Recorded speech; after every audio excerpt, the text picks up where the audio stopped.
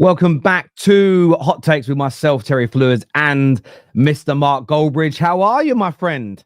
Good. I'm happy that we're approaching the return of football. Not a big fan of the international break, although I do feel like I needed it after all the transfers and the start of the season.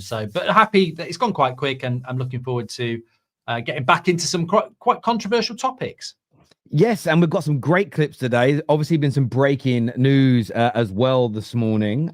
Thankfully, not relating to managerial issues at our club, which I did hear you say actually on the United stand that, 5 out of the last 10 years, most of the early season international breaks are dominated by will Man United's manager be sacked or not. So it's quite refreshing.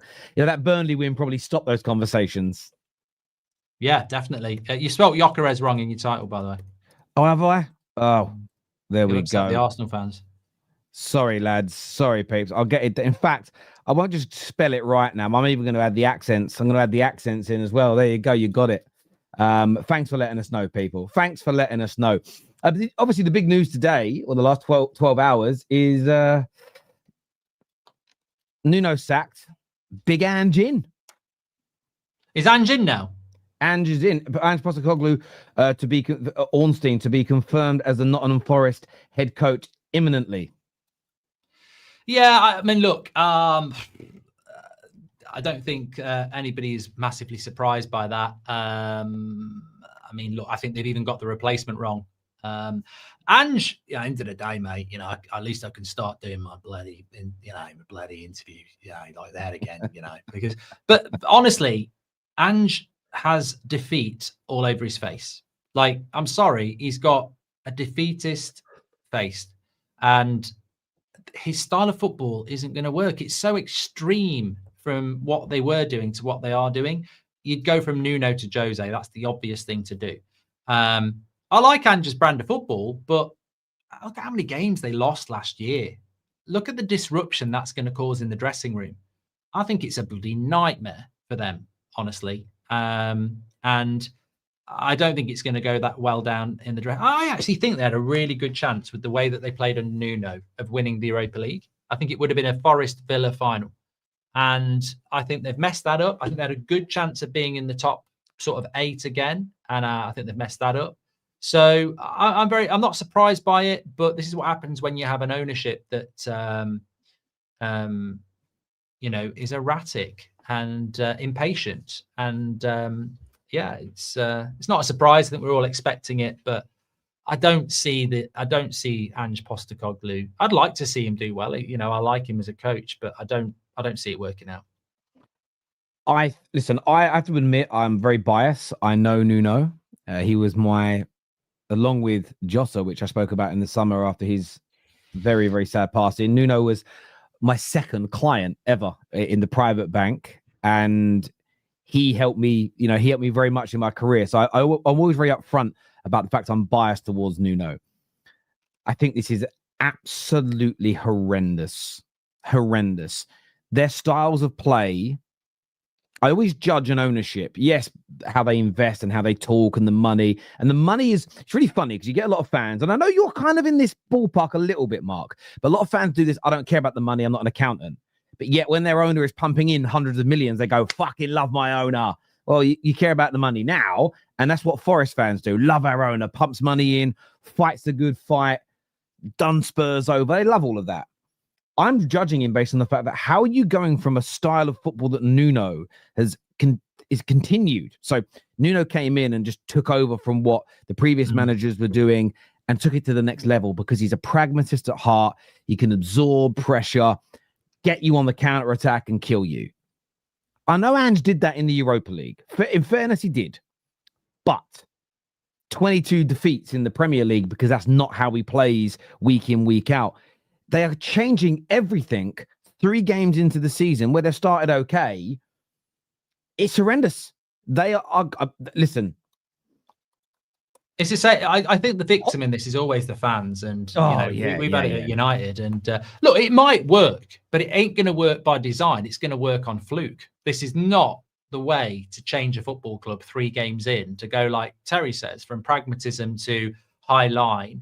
It's very difficult for the players. They're going to lose a manager that they had faith in for someone they don't know. who is going to play a completely different style of football. And yeah, I mean, look, I wouldn't mind playing them at the moment. Let's put it that way. It's so different for them to get used to. Yeah, my hot take: Forest are going to go down. No, they've got some good players. No, they've got too many good players. Do you know why? But do you know what I'm saying? Hot take. So it might not happen. My hot take: look how bad they are going to lose so many football matches because they're now going to be exposed. And this is the thing, right? They have got good players and they'll score some goals. The problem is I don't think defensively they're going to be good enough to do that isolated defending that Big Ange's system requires them to. You see this a lot. Like Maguire was a prime example. Playing in a back three for England, where we were quite compact, but had loads of great players around him. Okay, when he was at Leicester, compact, barely any isolated defending. The line was a lot deeper, more players around him. Come to Man United, exposed by himself a lot, and I think his deficiencies were exposed. You're going to see a lot of deficiencies of these Forest players exposed under Big Ange, and I think they're going to start to, a lot of those games they won last year because they were hard to beat and they'd nick a goal. This season, they're going to lose a lot. They're going to lose a lot of those games now, in my view. So relegated might be a bit of a stretch, but you did say it. He said it. Bottom. I did not. I mean it. They are my hot take to go down. Already. They're an outside chance to go down. I stand on it because he's just. Oh, I know what he's going to do already, Ange. I know how he's going to play. And the thing is, top four, mate. We might have all got it wrong.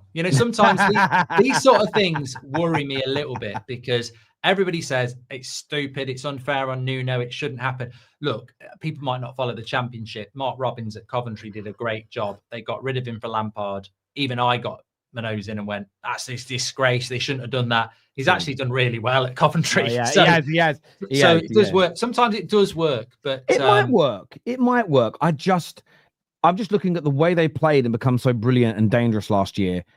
Ange is the antithesis. He's the complete and utter opposite. And I know in Europe he played that way. So maybe he does the same thing. Maybe they're in a relegation battle at the bottom. Spurs were in one last year. Let's not beat about the bush. They lost 22 games. They might be in a relegation battle in the Prem. They might win the Europa League. That's the crazy part about it. It's Ange back to win his trophy. It's his trophy. Bloody yeah, exactly. Can you imagine? Can you imagine if he does it even better this time? Yeah, can you imagine if he relegates Forest, but they win a European trophy? That'd just be beautiful. Watching the dichotomy of we're European champions, but we're back in the Championship. It would be a thing of beauty. Simon Jordan said it's Nuno's fault that he is sacked. He said he did something stupid. Yeah, Nuno was always a dead man walking, of course, when he did that interview. You can't undermine an owner, even if you feel like you should. But Nuno walks out of that in quite a good position, really. He gets the payoff. He did a very good job there. He took them into Europe, so he'll get another job.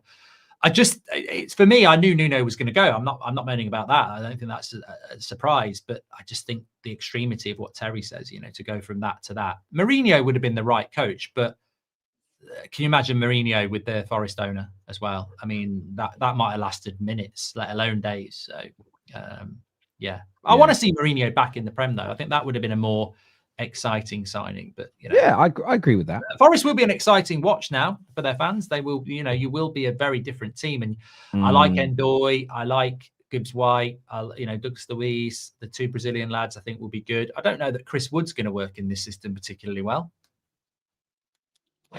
No, I agree. It will be entertaining, but I hope they lose a lot of games. I don't like how they behaved recently. It's rubbed me up the wrong way, but that's just my opinion. Moving on from Forest, let's play a clip here. This is Martin Keown talking about, we've got a poll running on that as well, by the way. 72% say no, Nuno deserved more time. 72% of the poll in favor saying Nuno is wrong to sack him is massive. This is Martin Keown talking about the criticism of Arsenal from United legend Peter Schmeichel. Let's take a listen.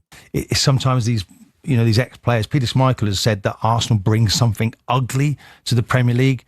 I think that's deranged in what he's talking about. Was it ugly when they changed the back pass rule in 92 because it was him that was one of the advocates of that, where everyone kept passing it back to him? That was ugly as well. But look, Arsenal, I think, they're a long way down the line to being successful. We're going to compare clubs, Manchester United. Look, maybe I'm rising to the bait, but I think Arsenal look good right now. It's not lucky Arsenal anymore, by the way, with all these injuries, but that will clear up. But they have now got a squad to go the distance. Was it deranged? Is Keown right? Is it right to call Schmeichel deranged for saying that Arsenal brings something ugly to the Premier League? I definitely think that Keown's rising to the bait. I mean, if he was a fish, you wouldn't even need to put bait on it. He'd just jump into your bloody net, wouldn't he? He is just so, he must be, whoever does shows with him must love it, because you can just wind him up on anything.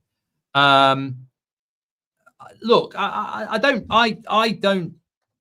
I imagine, I haven't seen what Schmeichel said, so I don't really know. I presume this is to do with their, Stoke tactics, which I just think I don't agree with this anyway. I file this in the childish stuff. It's like the people when Onana left and they were like dancing and stuff like that. I just think that there's a place for that, and some people really like it, but I think it's really low level analysis of football. I don't think Arsenal play like Stoke. I think that they have a brilliant defence and they can rely on that. And we saw that at Old Trafford, where they didn't play particularly well. And we've seen them approach certain games where I think they should be a little bit more expansive. But look at what they did to Leeds. Like, when they need to play, they do play. And I think Arteta's trying to win a title as well. So sometimes you look at that Liverpool game, if they'd been a little bit more open, they might have won it 3-2. They might have lost it 3-2. They lost to a worldie. It's great if you win. It's not if you don't. I don't really have a problem with Arsenal's approach. You know what it is. It's not every single game. So I think if Schmeichel has said that Arsenal bring something ugly to the Premier League, occasionally they do. In the big games, they definitely approach it in a tighter way. But when they open up, they're a really good team to watch. And you can't open up all the time. They haven't won a bloody trophy in years. So I think there is this reliance on their defence in certain situations, definitely, which can be a little bit dull to watch. They're very good from set pieces. But I also think I think they're going to win the league. I think they're a very balanced team. I didn't like I love Schmeichel. I don't like the criticism, and people will always jump on, oh, you're defending Arsenal, doing it for clicks. It's not about Arsenal. It's about the fact that, look, I think they could have taken, the players could have taken some more risks when they had the ball in the final third. The only thing I really criticize Arteta for is that I think Eze, Dalman, and Odegaard should have come on slightly earlier in the game. And I know people are saying it's third game in the season, you can go for broke and be open and expansive and attack when you're away from home. But I just think, the more I think about that, I think that's flawed analysis. Over the last couple of weeks, I've sat there and thought, that's never really happened in the Premier League early in the season where teams play each other. And yes, they lost because of a worldy free kick. I just think the analysis around Arsenal, everything's always an absolute extremity. We saw it on 2 weeks ago. We did the show. 1 week, Gyökeres didn't score against United. They're saying he won't score goals in the league. He's a flat track bully. He's rubbish. The week later, he scores a really good brace. Well, one really good goal on a penalty. He gets a brace, and it's why are the fans doing the celebration?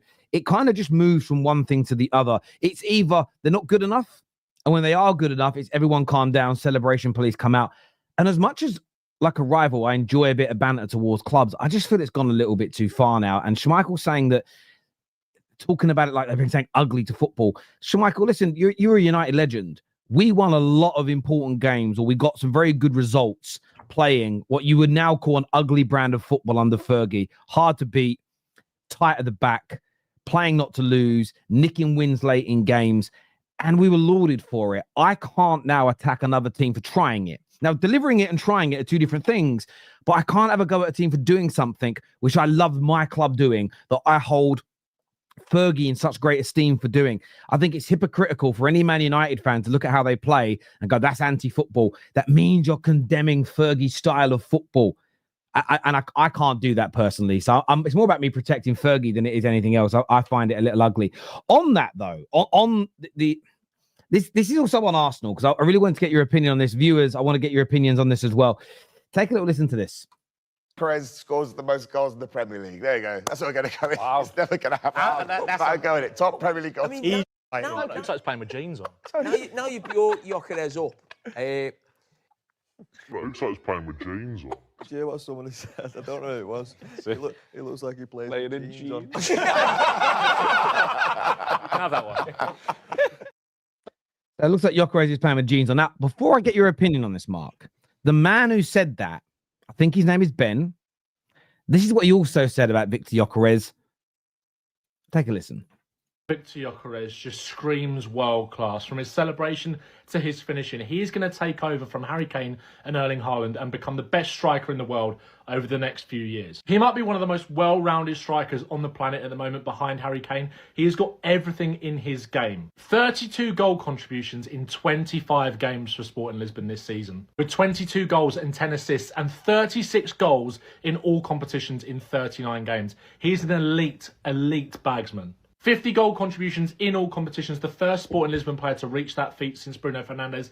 Every time I open up Twitter, I feel like Gyökeres has scored again. And after his hat-trick last night, he has ticked over the 50 goal contribution mark in all competitions. The guy is just an absolute joke. His finishing is ruthless. He's got brutal power. There was a goal that he scored against Benfica recently. Go and search that up.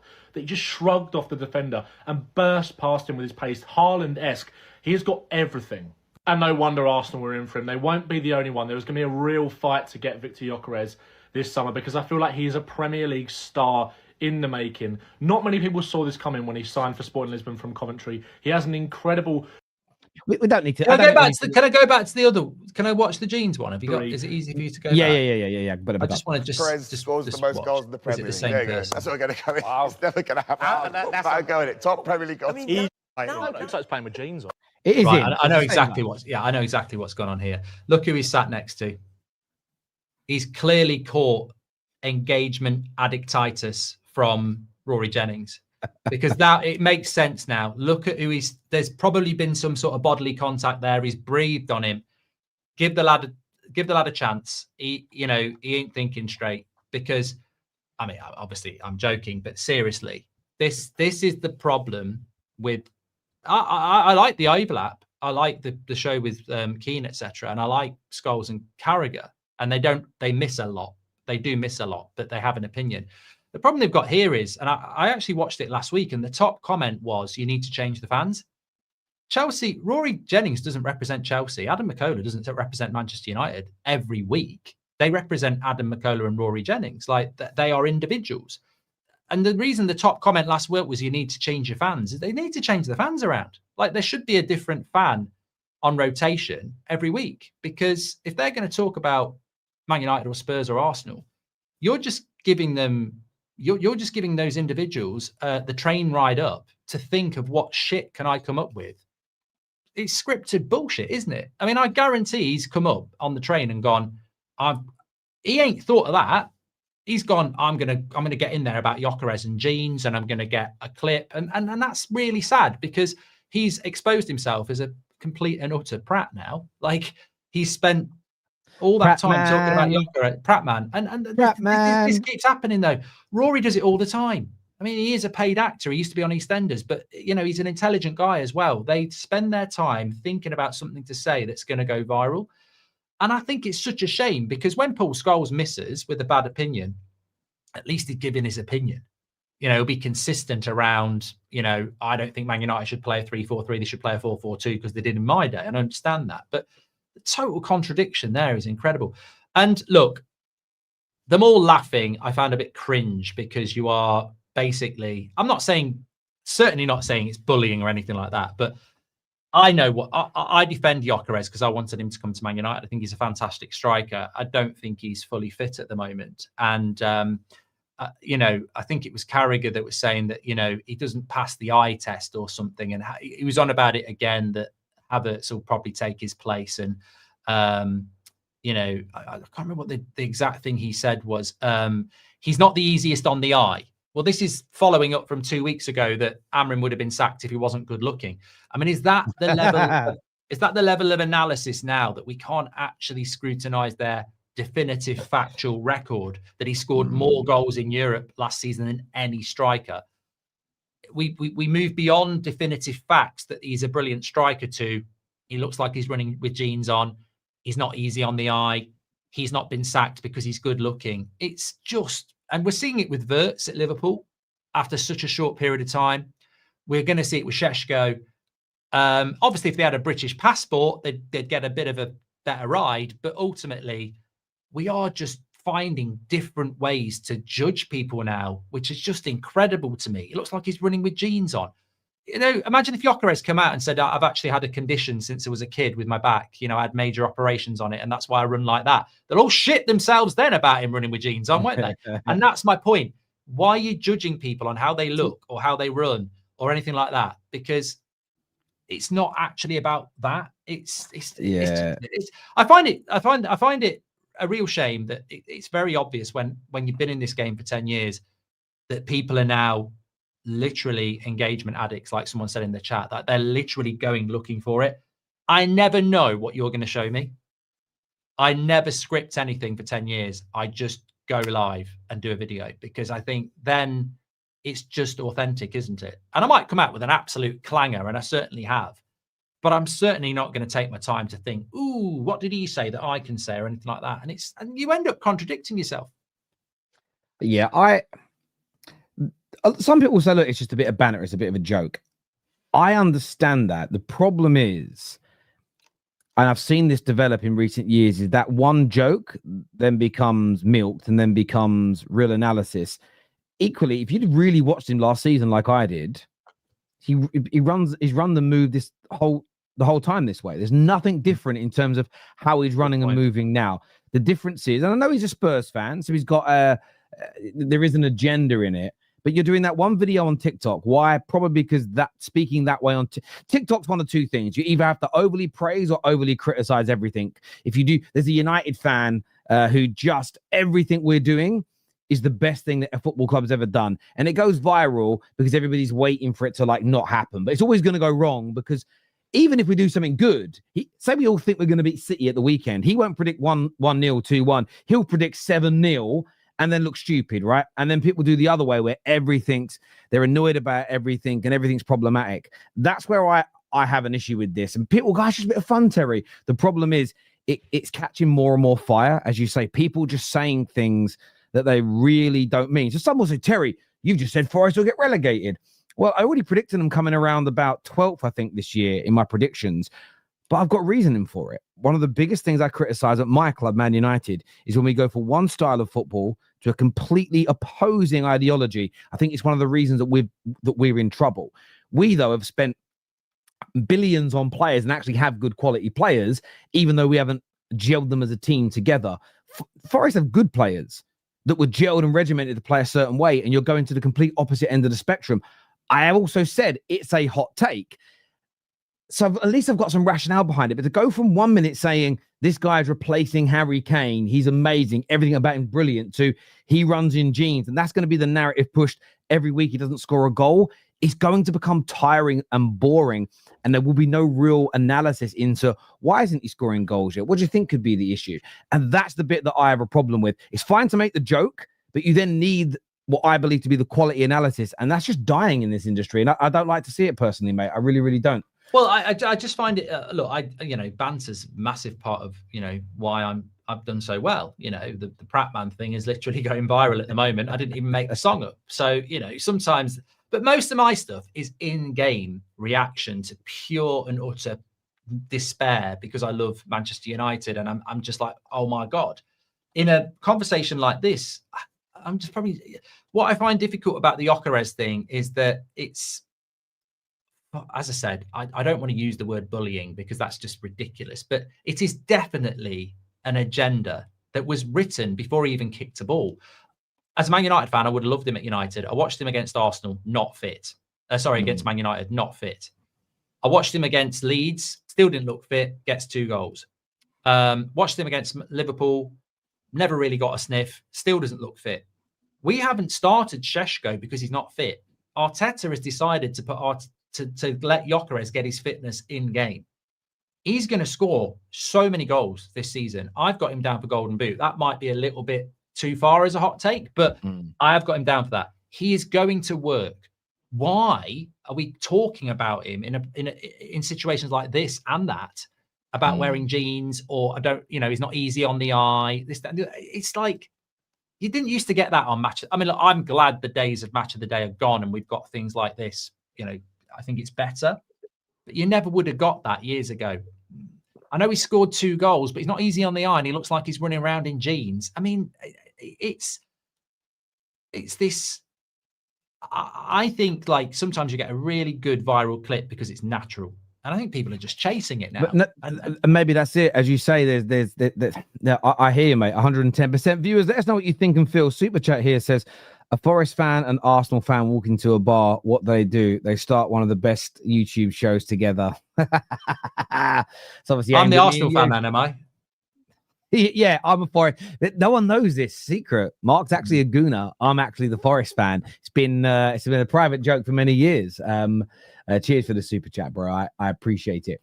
On agendas, we're going to come on to United and City in a moment, but let's take a listen here to ESPN talking about Cristiano Ronaldo. The weaker teams in the groups, he'll be okay, but it's when it gets to these bigger games in the knockout stages. So you mentioned the Nations League, obviously against Spain. He scored against Spain. Eventually, they'd win the penalty shootout. Spain, arguably the best team in the world. But look, Roberto Martinez and other coaches that are managing the more elite nations. Am I supposed to go down this list here? No, the list is just there just to prove the point that he has scored goals against bigger teams than Armenia. And when you look at the fact he scored against Germany, he scored against Spain, obviously. He didn't score against Scotland. That was the one anomaly. That was a clip. Craig Burley. I thought the audio had broke. Yeah, it was, again, he had nothing much to say. I mean, they put a list up and he actually did score against Scotland in a previous game. They were ripping into Ronaldo for saying 2 goals against Andorra mean nothing. And Craig Burley had the audacity to say that he doesn't score against big teams, which is nonsense. He doesn't score in major tournaments, which is crazy considering 8 World Cup goals, but even more impressively, 14 in the Euros, including multiple in semi-finals, knockout stages, big games. Obviously, the Nations League scored in a final against the current best team in Europe, Spain. Why do you think Ronaldo just, doesn't get the respect he deserves from the mainstream media? Well, first of all, as many people in the chat are saying, I've said for years, unfortunately, if you have to watch ESPN, it's not a fair reflection of the punditry and analysis you can get on YouTube in the UK. So make sure you're subscribing to the channels like this, because ESPN has always been shit. And Burley's one of those. Look, what I would say about Ronaldo is that you can analyze Ronaldo in a very, fair way without going at it in an agenda way.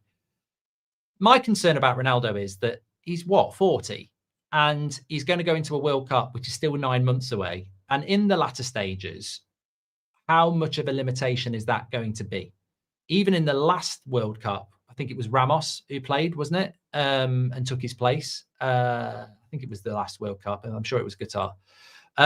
So there is a legitimate question about Ronaldo's fitness and speed when he's in his 40s, because he is not the player he was when he was 30.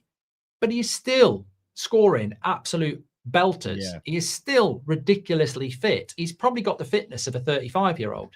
And he's there on merit. He's not there on reputation. And so you can have a conversation about the deterioration of Ronaldo and Messi, because it's clearly happening yearly.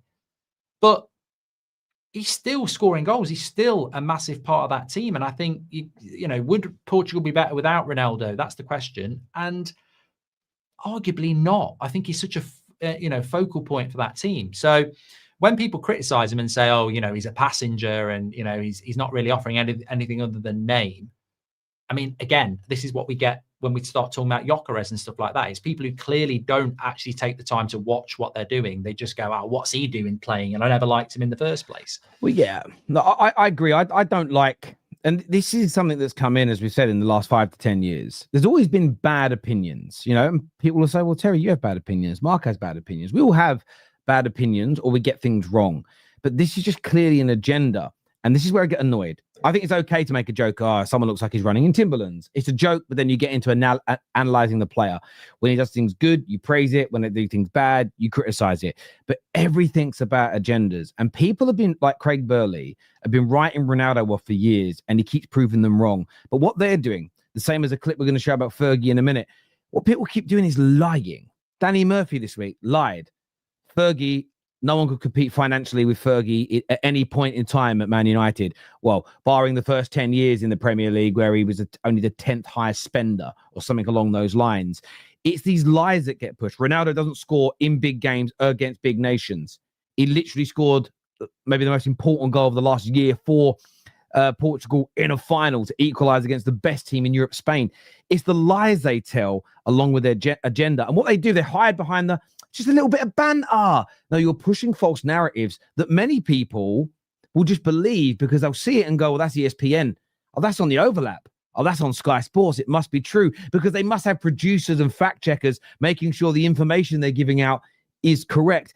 It's different from a fan phoning into a show and saying something that's not quite accurate. I think we all understand as a fan, they're emotional. These are meant to be professional people, or they've got a massive production team, millions of pounds being spent on these shows, and they're lying to their audiences. That's the bit for me that doesn't sit right, Mark. It's the lies that are being told. And if you hate Ronaldo because you're Spanish and he's Portuguese, if you're a Barca fan because he's a Madrid legend, if you hate Man United, so you hate Ronaldo by proxy, I get why people jump on it.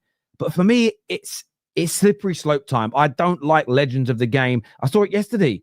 Someone was having a pop at Johan Cruyff going, oh, look, Memphis is the top goal scorer. What did Cruyff actually do? He's not even in the top 5 goal scorers of all time. Forgetting that there was a lot of far less games in his era. He only played 48 times for his country, but scored 33 times for them.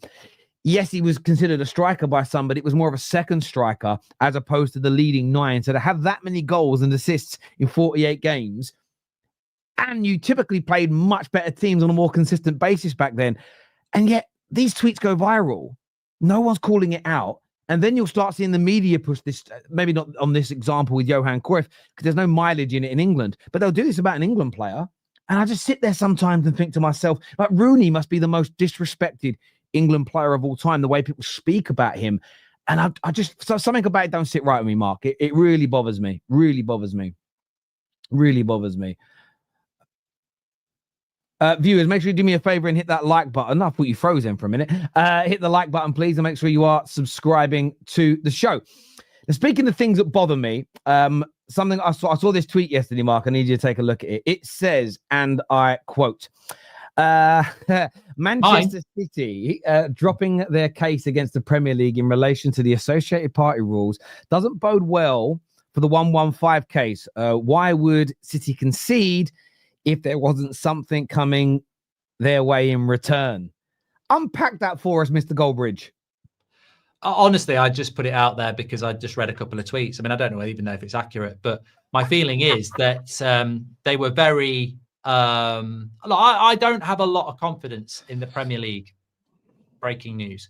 Man City, if they aren't fined charged, fair play. You know, that, like, the Premier League have made themselves look an absolute bunch of banter prats, haven't they? So, but I sort of have been keeping an eye on it. And from what I remember before, Man City were very confident that they were going to win that ATP case. So for it to be dropped, obviously benefits the Premier League. I just do wonder if there is some sort of negotiation gone on where Man City might not get such a harsh punishment at the other end. However, some people have said to me it could be good for the Premier League because it means Man City know that they can't win that case, which makes the Premier League case stronger. I don't know. Look, maybe I'm just tired of it, but I just think that why would Man City not push that through to a conclusion that they thought they were going to win? It's basically an out of court settlement, isn't it? As I understand it, they both agreed to not go forward with it. So have Man City basically gone, shit, we're in trouble, why waste our time? Or are they actually in discussion going, okay, we'll pull away from that to preserve the Premier League? Because if they'd won that case, it could have major ramifications for the foundations of the Premier League. So maybe they're sort of now going, we've tried to go the tough way. Maybe now we go a little bit like, look, okay, all right, we're going to back off. Maybe you back off from us. I don't know. The trouble is, we're not being educated on this case, and therefore people are going to go, "What does this mean? What does that mean?" I don't think it's going to end up with anything bad for Man City. Is my stance. I'd be very surprised if it does. Yeah, I think people. What I've read, different tweets. City fans are like, "Yeah, Prem back down. They let us put our deals through. People that hate City are the City back down and now admit that the law's okay. My view on this APT case was the same the whole way through. I don't believe in this cartel bullshit that the Villas and the Forest and the City fans push. I don't believe that PSR holds clubs back. There's a reason that Spurs during the PSR era have gone from a team turning over 150 million a year to 700 odd million a year. City have gone from 100 odd million a year to 800, 900 million a year, and they claim they didn't cheat. So if those two teams can do it, then there's no reason for Newcastle and Forest and Villa to not be able to catch up. You've just got to build it over time, like United, like Arsenal. I just think this was about City trying to get what they wanted. And what I loved about yesterday's result is they've got their deals through. The Prem's gone, okay, cool, you can have them. But the laws are staying in place, which means Newcastle can't sponsor their grass for 3 billion quid. And Newcastle fans have gone from, oh, thanks City for fighting the good fight for us, to, oh, you've stopped pushing. You said it's lawful. That's the thing. Don't ever think any of the other 19 clubs are on your side. There's no cartel. Man United and City right now are both on the same side for an argument to not have wage caps and spending caps put in place. So there are some rules where you'll see City and United on the same side. There are some rules where you see them against each other. Every ownership, every club will vote for what's best for their football club. None of these billionaires are bullied by each other. Tony Bloom's intimidated by any of the other billionaires because he's not quite as rich as them. You've all got a lot of learning to do here. It's crazy to me. And if it's based on how much money you have, then why wouldn't everybody bow down to what Newcastle want? Because their owners are richer than everybody else combined. Then none of them are intimidated by each other. So, yeah, it's one of those things for me.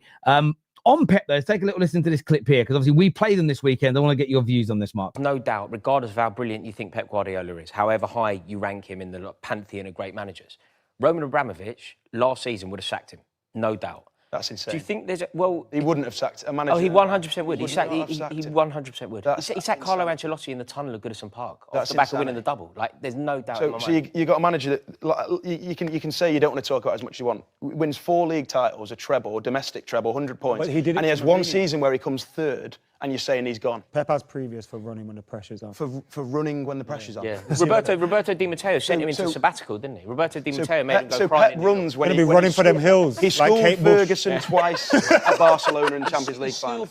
Twice in Champions League finals with Barcelona. He won 6 Premier League titles, including 100 points. I've said it again. People don't digest these facts. Just think about 100 points. You let them get you, man. They're trying to do this to you. They can if they want. You know what? He started trying to tilt us, and now look at him. I've never seen him so rattled. I mean, it's sweating. Say I'm rattled. Pep Guardiola is the greatest manager the Premier League's ever He's seen. the greatest manager of all time. Oh, come on. Not even the greatest manager in the... He's not even the greatest manager in the city in the history of Manchester. I'll just sit here now because it's... Obviously, some laughs and jokes in there. And they actually started off. It's really funny because I know that Luke's been on the United stand and I've got no personal issue with him. So I want to make sure I'm very clear about that. It started off with a conversation about Pep's form, a bad start to the season. He's got 2 very difficult games against us in the derby and then away to Arsenal. It ended up going into a conversation about him kind of digging Fergie out again, which he typically likes to do. Obviously, there's a couple of bits to unpack in there, but do you think Pep's the greatest manager of all time? No, I mean, look. Ultimately, the kid needs to understand that they were winding him up there. Like, ultimately, that he could have dealt with that in a much better way. I'm not here to defend a Man City fan, though, so I'll talk about Pep. But I mean, what's the relevancy of Roman Abramovich sacking Pep Guardiola? Is this the former Chelsea manager that's not allowed to manage owner who's not allowed to own Chelsea anymore? There's no relevancy to that. So, I don't know what that was all about. But going to his point, Pep Guardiola is not the greatest manager of all time. He's not the greatest manager in Manchester, and he's not the greatest manager in the Premier League. Because, as I've said many a time, and I would say to him and any Man City fan, there is no doubt that Pep Guardiola is a relentlessly methodical coach at the detriment of his own health, I think, sometimes. Maybe of his own relationships, personal relationships, player relationships. I look at the way that someone like a Sam Allardyce coached, probably turned up on a Friday, said, let's get at them, lads. And, that was the tactics. Whereas Pep Guardiola, you get the feeling, probably spends hours and hours telling a player what to do in each situation. So you can't disrespect him as a coach, even though I don't really like his style of play.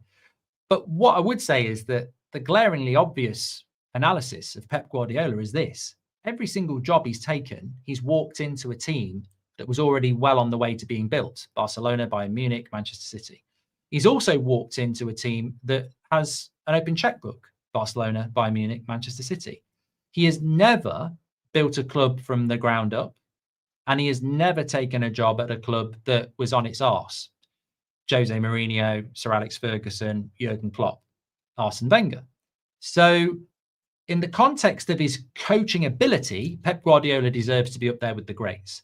In the context of being the greatest manager ever, manager is not just having good tactics and good players and a nice cushy job to walk into and leave at the best.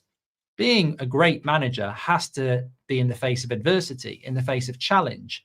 Sir Alex Ferguson rebuilt a great football club. Arsene Wenger rebuilt a great football club. Jurgen Klopp rebuilt a great football club. In the conversation of who's the greatest Premier League manager, I would be looking at managers who rebuilt legacies. Pep Guardiola walked into Man City, they'd already won the league. He's a brilliant manager.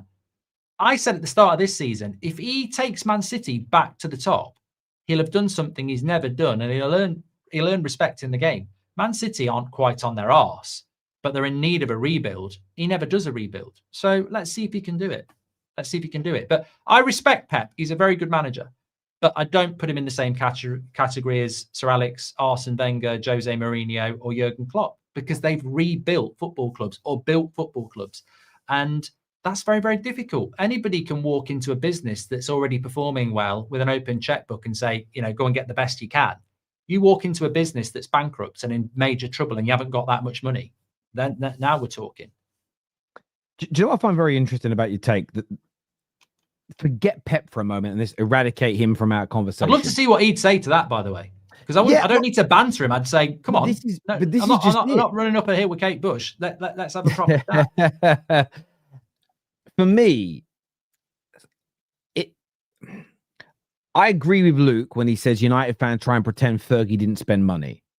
He's right. If any Man United fans pretending we didn't spend money and we just built it all ourselves, as in we didn't invest in any big players, break transfer records, spend big, it's disingenuous. And I think for me, whenever I listen to a debate, as soon as people start lying about their opponent or the topic they're against in the debate, I think you instantly lose. Equally, if you're trying to win the debate, don't say, well, Fergie never spent. He built it all himself. Now, yes, he took the club from the ashes. And there's always these little things that go, oh, but they finished like in the top 4 the year or so before he arrived. Yes. But if you actually look at our history in that 20-year period, yes, there was a 4th place in there, but we weren't really in title races. We were continually failing. The club was crumbling. The academy was gone. The bit that upsets me is, and the mainstream, the Gary Linekers of this world, all of them pull into this. They speak on this topic and they ignore the situation that was inherited and built.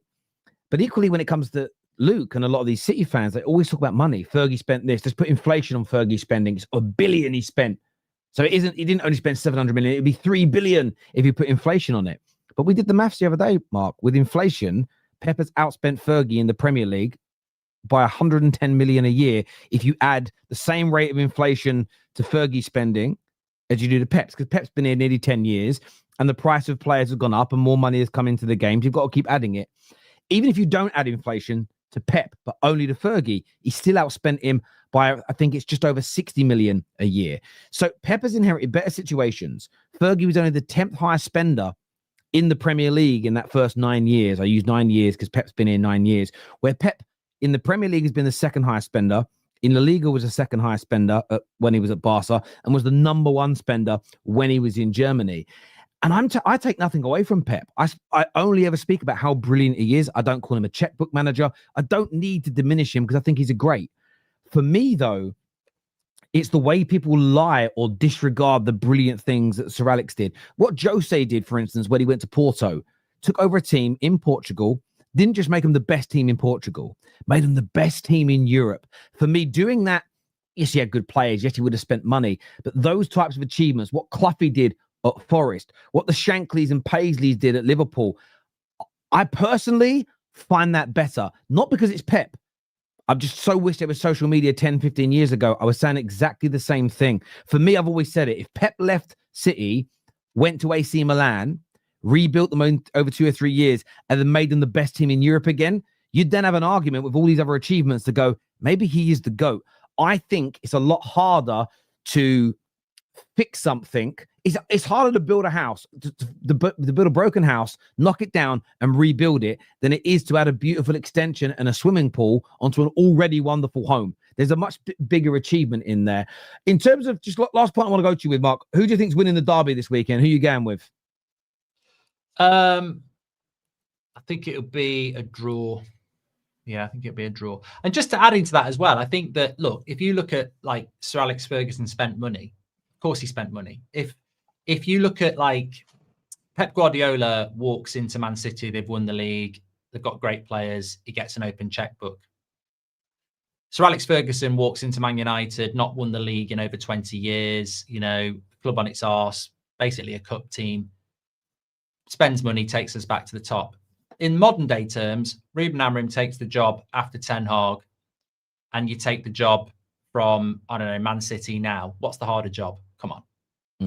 You know, and what do you need to do to get back to the top? I mean, what I find funny about people saying spend money. I mean, Pep Guardiola is the best checkbook manager in the world. He can have that title. Let's get a trophy made up. It's still a skill. You know, spending money is still a skill. Like, you know, lots of people buy flops, but like any football club, look at Newcastle. They've not gone from relegation to relegation candidates when Eddie Howe took over to Champions League football without spending money. Spending money is always going to be the way, but what people say about Pep is true. Like he never puts himself in a situation where it's not an open goal. And people will say, well, look, when he took the Barcelona job in 2008, you know, Real Madrid had just won the league. With all due respect, tell me a year where Barcelona and Real Madrid aren't in the top three. Like they're always going to. I mean, Barcelona won the league last year. I don't know how they did it, because for the previous few years they were financial crisis, big trouble. But you're always so close to the top if you're Barcelona or Real Madrid that you can click very, very quickly. Barcelona have only been out since 1988. They've only been out of the top four that year, and then in 2003. But yes, he came in 08-09. Year before that, they came third. They had a bad year. Year before that, they were second. Year before that, they won the league. Year before that, they won the league. His best legacy for me is Barcelona. Like Bayern Munich, total open goal. Man City, total open goal. Brilliant coach, but you know what? I think he's always going to have that, unless, like you, he goes to AC Milan tomorrow and takes them from a club on their arse to Champions League winners, and then people go, wow, you know. I agree, and I look at some people go, well, you can't judge him on what he hasn't done. I'm like, well, I am and I'm not, but it's something Fergie has done. It's something Cloughy has done. It's something Shankly has done. It's something Busby did. It's this rebuilding of teams.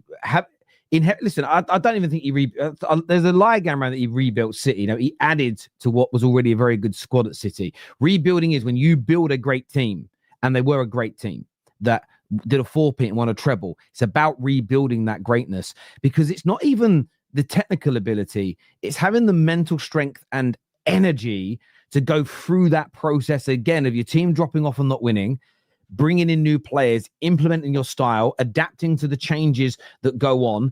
More people have worked you out because of where you are. And the Premier League is different to Spain and Germany, because in those countries, they have 2-3 teams max that can compete with each other financially. In Germany, it's 1. In Spain, really, it's 2. In England, like City have not got... I'm not saying City are lucky.